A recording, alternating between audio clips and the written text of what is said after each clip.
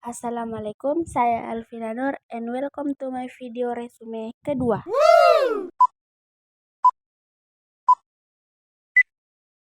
Nah, judul resume kali ini yaitu teori permintaan dan penawaran beserta kurvanya masing-masing secara konvensional dan Islam. Teori permintaan dan penawaran. Pertama-tama kita akan membahas teori permintaan.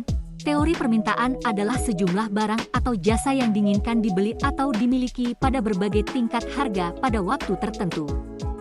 Fungsi permintaan dalam ilmu ekonomi adalah menunjukkan hubungan antara harga barang dan jumlah barang yang diminta oleh masyarakat. Konsep permintaan dalam Islam ini menilai sesuatu yang tidak semuanya bisa untuk digunakan maupun dikonsumsi, yang dibedakan antara halal atau haram. Allah berfirman dalam surah Al-Maidah ayat 88 yang artinya, dan makanlah dari apa yang telah diberikan Allah kepadamu sebagai rezeki yang halal dan baik, dan bertakwalah kepada Allah yang kamu beriman kepadanya. Teori permintaan itu ialah perbandingan lurus antara permintaan terhadap harganya. Apabila permintaan itu naik, maka harga itu juga relatif akan naik.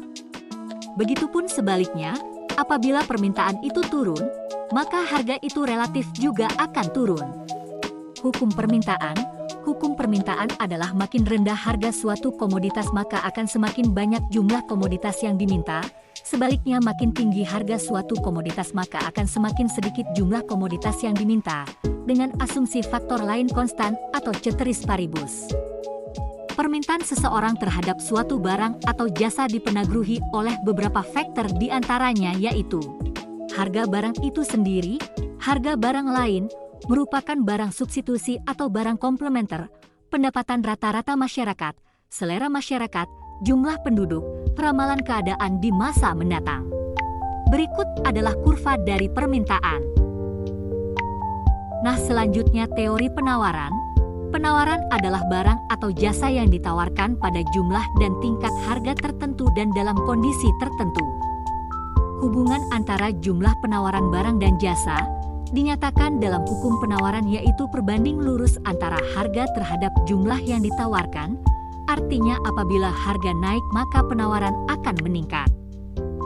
Allah berfirman dalam Quran surah Luqman ayat 20 yang artinya, tidakkah kamu memperhatikan bahwa Allah telah menundukkan apa yang ada di langit dan apa yang ada di bumi untuk kepentingan mu dan menyempurnakan nikmatnya untukmu lahir dan batin. Tetapi di antara manusia ada yang membantah tentang keesaan Allah tanpa ilmu atau petunjuk dan tanpa kitab yang memberi penerangan. Hukum penawaran.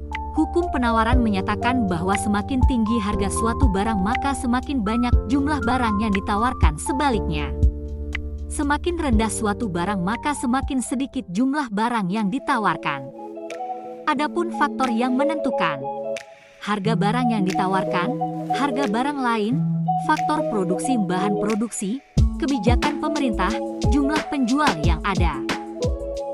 Berikut adalah kurva dari penawaran. A few moments later. Sekian resume dari saya, jangan lupa like, komen, dan subscribe.